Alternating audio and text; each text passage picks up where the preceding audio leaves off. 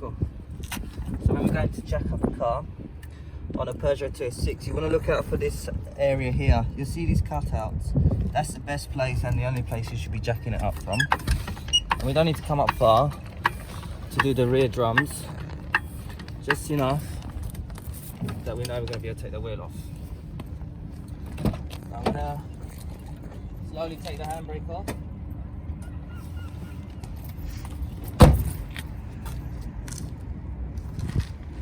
Okay, so you just get over here for me. I'm using a 19mm socket and an impact to get the socket, to get the bolt. Give it a tap and off it comes. Now to take off this drum itself, we've got this cap here that needs to come off. So gently, but with a bit of patience, gonna get a screwdriver behind there. Just tap it. Turn the drum. Get to another point. Tap it. That's what I mean by the patience side of things. You don't need to rush it or bend it too much. There's no need. Just very slowly. And at the end you'll see that I'm twisting the screwdriver. So that should be enough. Cool. And inside of here we've got a 32mm nut. Now what we're going to do is get a socket, hold on very tightly to the gun and hold on tight to the trigger.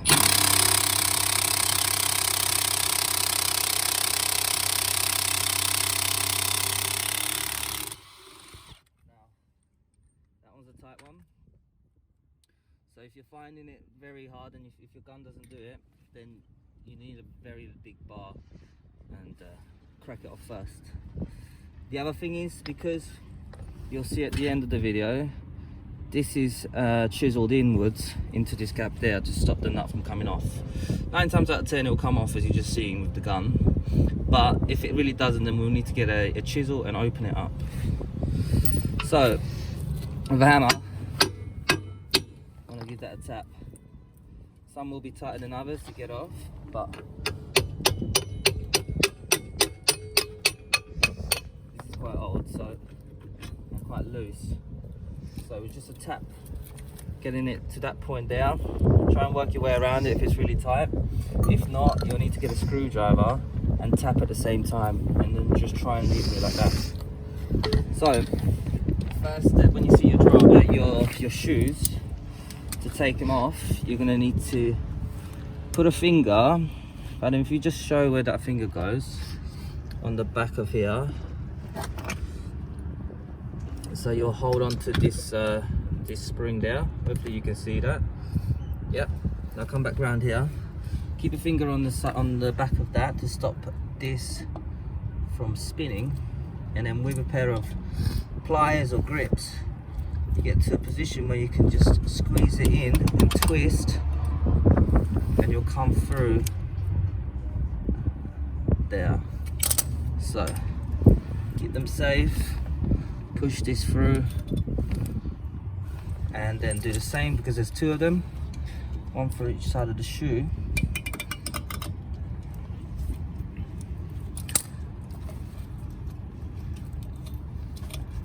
Again, so you'll be putting your finger on the back of that, so keep them safe. Then with a screwdriver, we're just going to get behind and just pull the shoe away from the actual cylinder.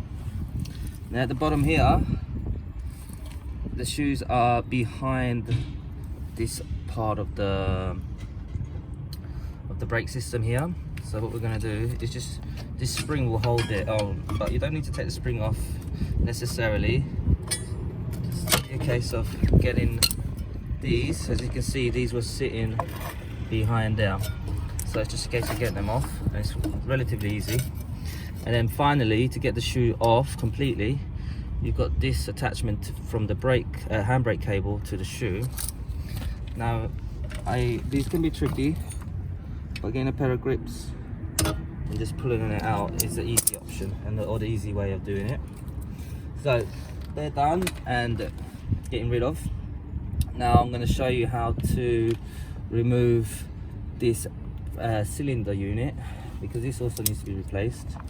One way to know if it needs replacing is when you pull it back, you see fluid. So you see fluid and you know it needs to be replaced, and that's definitely the case on this one.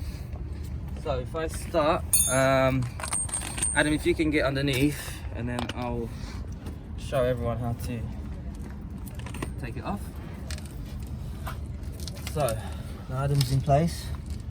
First thing I would do is an 11mm. This may vary on the car you're working on, but a spanner to just crack off the brake hose pipe that goes into it, just to crack it so it's loose. Now once that's cracked, take the spanner off, and what we're going to do, there's two 10mm for these, so I'll do one.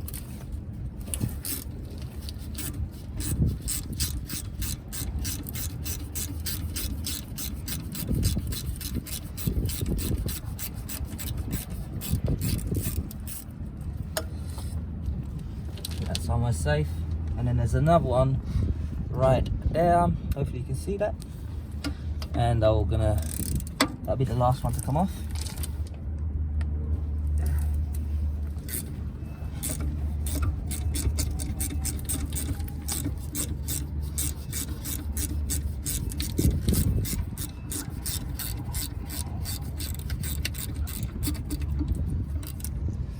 Cool. Now that we've cracked off this hose, knowing that we've got no more bolts holding this wheel cylinder in, it'll be just a little bit easier to take off, knowing that we've cracked it off already before we've done the bolts.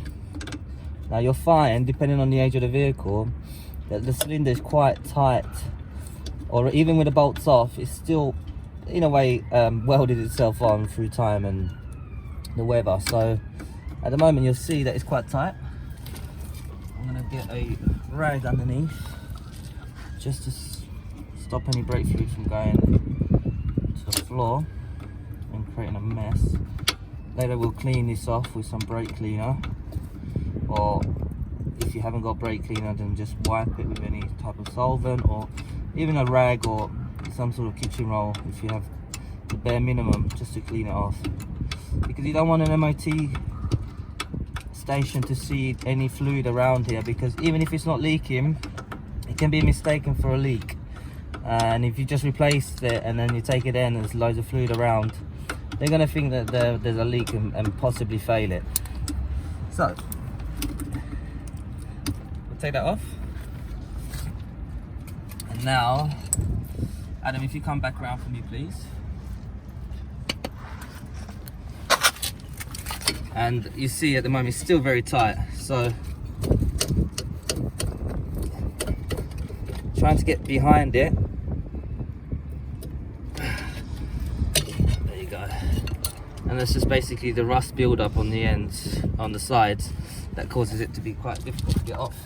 Now quickly, what I want to do, at the moment the fluid is leaking by gravity down, which is good because it's not, it means that the fluid is actually coming down rather than air going up. Now that's not to say that no air is going up, but ideally we don't want any air to come up. So we're going to try and do this as quickly as possible. I'm just trying to take this little red stopper off, and with the two holes lining up there, put that in first, and then back in the hose or the pipe. Get that finger tight, get it started with your hands first always, because these are quite easy to cross thread if you don't. So as long as you do it with your fingers first, you won't have any problems. So once you got that on, your fingers first, hand tight, and then just tighten that up majority of the way.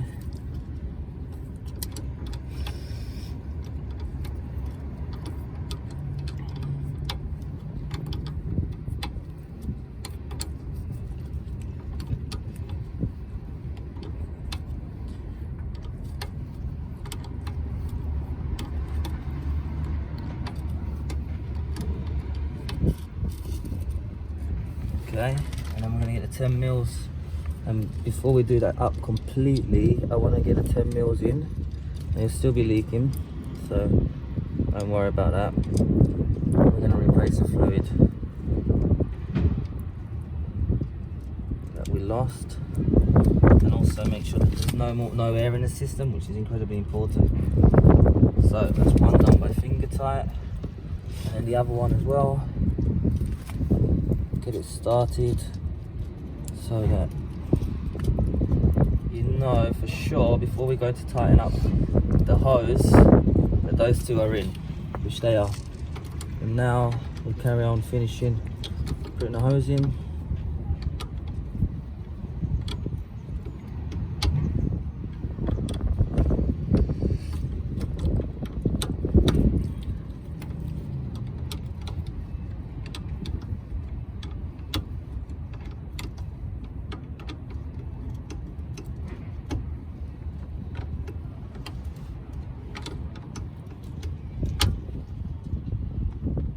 Okay, it's nice and tight. Obviously never over tighten because you will snap it. Especially got cars that are older, they're something you need to take care of. You don't want to start going absolutely mad with the fear that it's not tight enough. You'll know, hopefully. Now what I recommend is as soon as it's tight without much force or pressure, you grab it, and then as soon as it's really like stops, just a little one, that'll do. That'll be tight enough for that'll be tight enough to not worry about. So what we're gonna do, just a good bit of practice. It's not a necessity, but if you've got it handy, just put some brake grease, or some grease, sorry, on these little areas here, and this is where the shoe will sit, the backing of the shoe.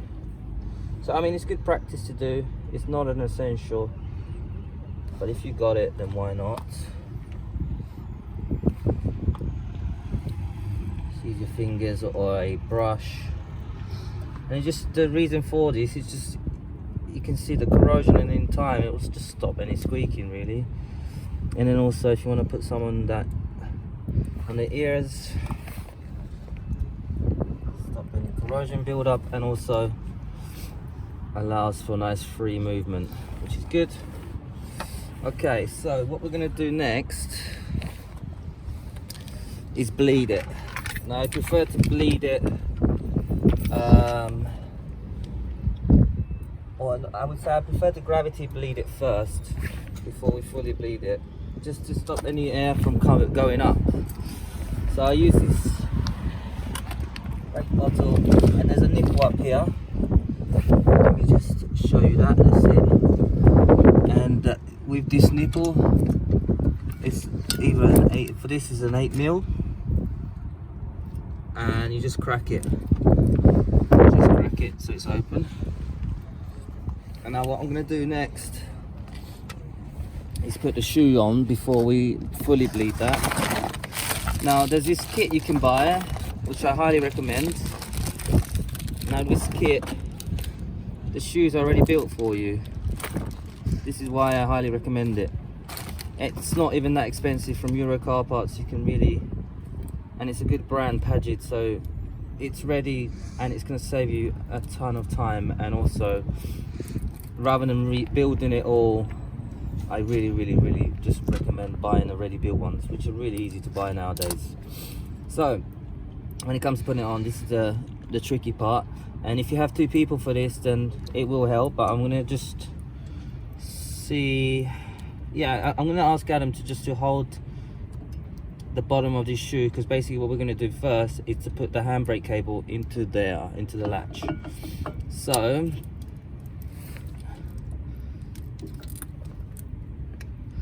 Adam, could you hold that there, just like that in place? Perfect. Now what I use, the first thing you got to think about is, because you've got this wire surround around the cable as a protection part, and a spring as well, that needs to be pulled back. And then, so I use a pair of pliers for that. And then the difficult part, hopefully you can see that.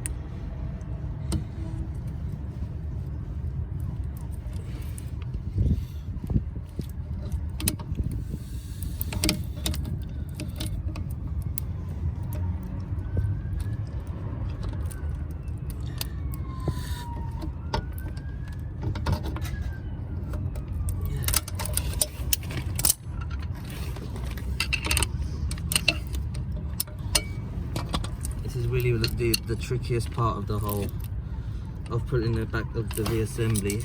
So it is easier if you have two people, but it is also something, it may not seem like it right now, but it is something you can do on your own.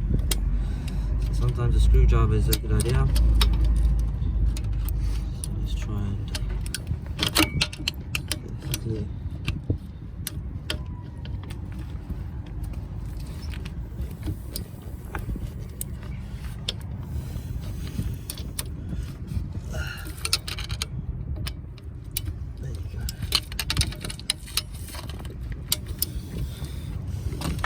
Okay, so you see how that goes in there. You can then let go. So thanks to Adam, that was a lot easier than it can be, because it can be tricky. So I would start off by getting the bottom part of the ears behind there. That'll be the first course of action. Now, what you could do is many different ways, but I would recommend getting both in first. So with a large screwdriver or any type of prying tool,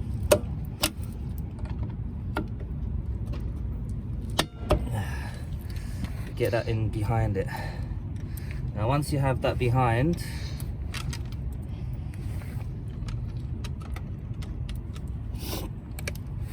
get the top part behind there as well. Don't worry about that too much. And we're gonna get the first of the spring clips inside to hold one side in. Because if you do one side at a time, it's gonna make your life a lot easier. So if you line up the hole, one finger again behind it, and then twist and in. And then you may need to push the piston back on the cylinder just to get it back in there, so you can get enough so you can push it in the right position. And then the spring and the clip, and then finally getting it lined up and twist. Cool. So now we've got that in place. I'm going to close off the valve that I've left open. I'm going to bleed it properly. So if you follow me, I'll show you what I use. Now if you have got one of these, then it's a one-man job basically. The other way to do it is to do it manually, to have someone sitting in the car and pressing the brake, pumping the brake, creating pressure, and then what you want to do is, whilst they're holding their pedal, their foot on the pedal, your brake pedal, you open it. You open the valve, and their foot will travel down, and the fluid will come out. Then you close it, and then they pump it again. Make sure they don't pump until you close the valve.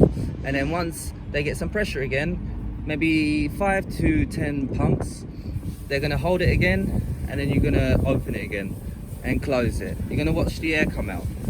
That's the way to do it with two people. Now with these, they're not very expensive, maybe between maybe around 40 to 60 pound if you can find the right supplier. You want to connect it to that end and obviously fill it up with fluid. Make sure it's always filled up with fluid. Don't need a lot because there shouldn't be that much air in the system right now, but we're going to pump it. And you'll watch the gauge go up, and we want to be on between 10 and 20 bar. Start off with a bit slow, but then soon raise up.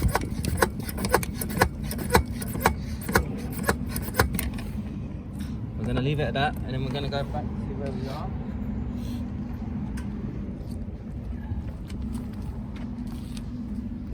So connecting this to your nipple so you can get all the waste out.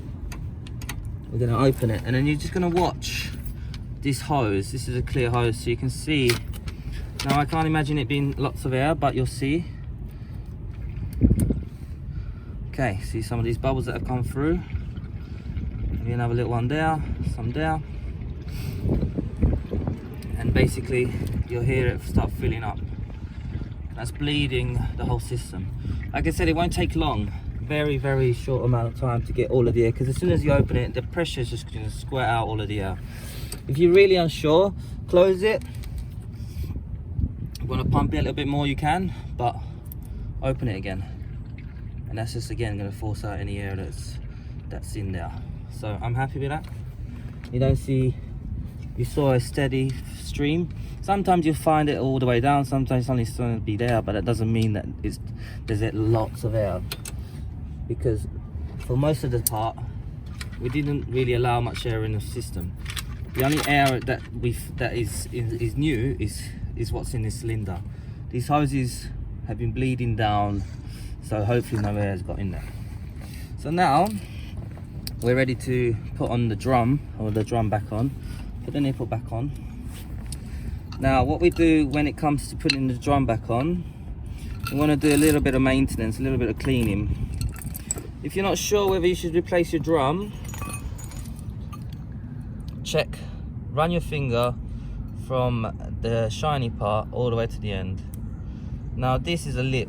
This is where the shoes won't act on, so you'll start seeing a bit of rust.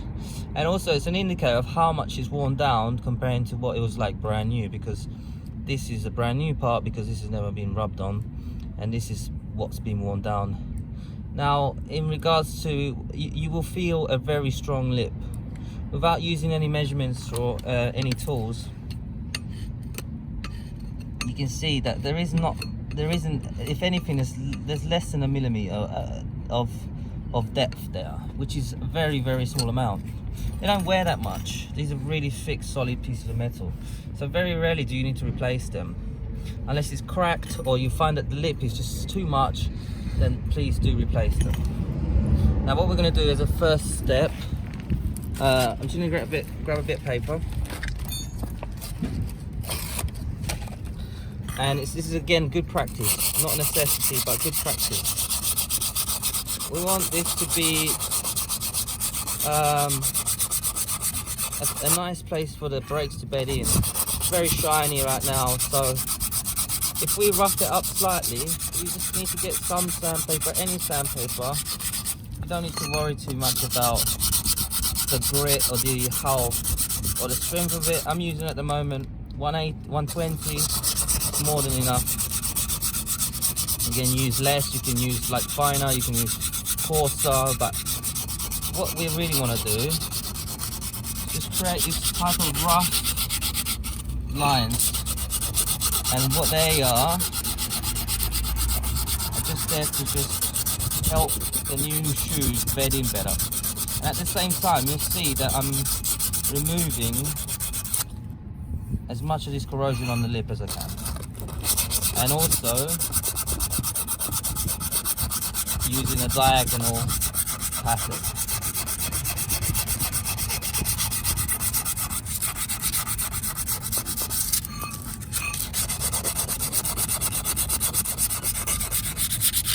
Cool. So, you can already see a lot of dust that's come out of there, so we're going to clean that with some brake cleaner. And then before we do that, just going to rip off a little bit more, and on the shoes, just going to give it a very, very light, again diagonal roughening basically, very light, like you'll start to see the difference in the color from that, which is a bit more shiny, that part of the shoe which is a bit more shiny, to that part which is a lot more matte, let's say.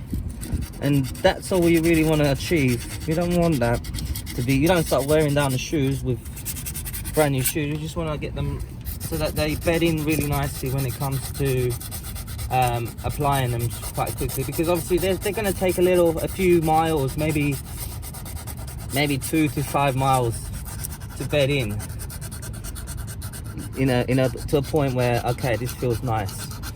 At first they may feel a bit spongy, but I guarantee you they won't. They'll feel really nice. Once we adjust them, they will feel really, really nice quite quickly.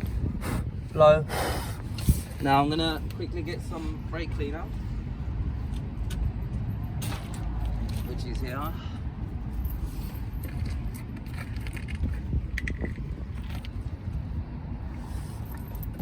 And just with a clean bit of rag, make sure it's clean. Now use a clean part of this rag. You can see just the old or the new dust that we created, and then again do the same on this side. And again with another wipe, but we'll do this for the drum. See all the dust that comes off of there. Now if you haven't got brake cleaner, a wipe is enough. Dust is obviously going to happen when it comes to brakes. If you've got brake cleaner, of course, it's going to make your life nicer and make everything cleaner, so you're ready to just get your new brakes on without, well, in a nice new way. You know, you've got no dust and no dirt. There's a bit of just make sure everything's clean when you go to put it on. Now the last part is the adjustment part. So we're going to adjust these shoes. Now I'll show you as a principle how they work. This rod here is your adjustment rod. So in a way, what they're doing, they'll move out and they'll move in. Now on this area here, you see you'll see a wheel with teeth. Now that wheel with teeth is the adjustment, or the wheel you turn to create either a gap or create less of a space. Now the best way, it's really difficult to know exactly how or like the position of it. You won't know. So what I recommend, you get the drum and you just try and get the drum and just not forcing it, but just to a point where you can get it on. Now I'm going to push it on very lightly. Now the way to know is when you spin it, you're going to have some resistance. Now that is good. That is already, obviously you've got brand new shoes on there. Now this is not even with the screw, with the nut on, but as you can see, that's what you want. You want to be able to turn it with some resistance. Now what I will do, just to show you, I'm going to show you how to adjust it anyway.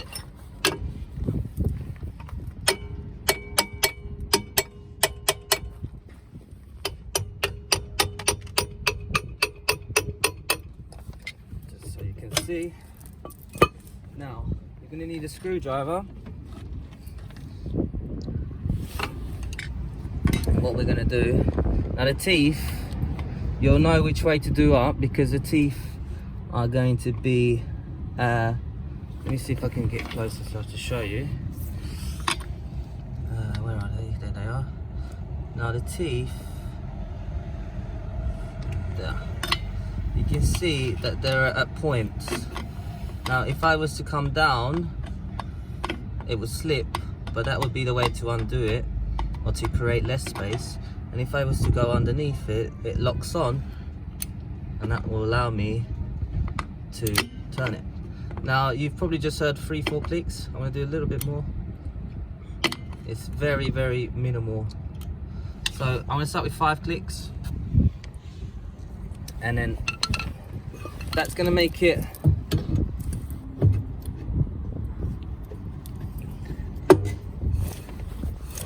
perfect. So you can spin it and then it'll stop. That's a good bit of resistance there, so I'm very happy with that. Now there's a washer that goes on there. We're going to wipe that. There's some dirt on that, so no dirt on the brakes. Push that on, and then we're going to get the nut. This is a 32mm nut. Now in regards to how tight you go, if you just listen to see how tight I go. That was like a good 2 seconds of tightness. Now also, as a precaution, if you look inside there, you'll see that there's this gap there. I'm going to close that gap. I'm going to get a pair of 2 seconds.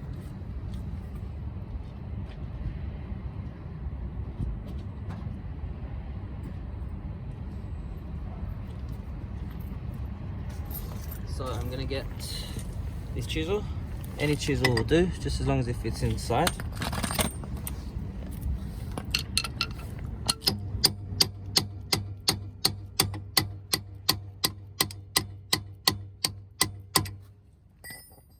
as you can see, it's now closed it off. Perfect. So that'll just, as another precaution to stop that from coming off. Now lastly with a hammer, just tap around very softly.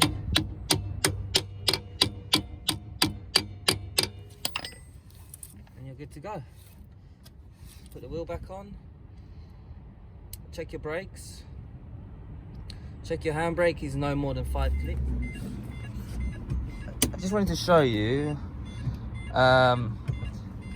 when you get in the car, after you've done your shoes, make sure that you press the brakes really hard a couple of times, and then without too much pressure, you've got nice 3 clicks, and then we'll do it again.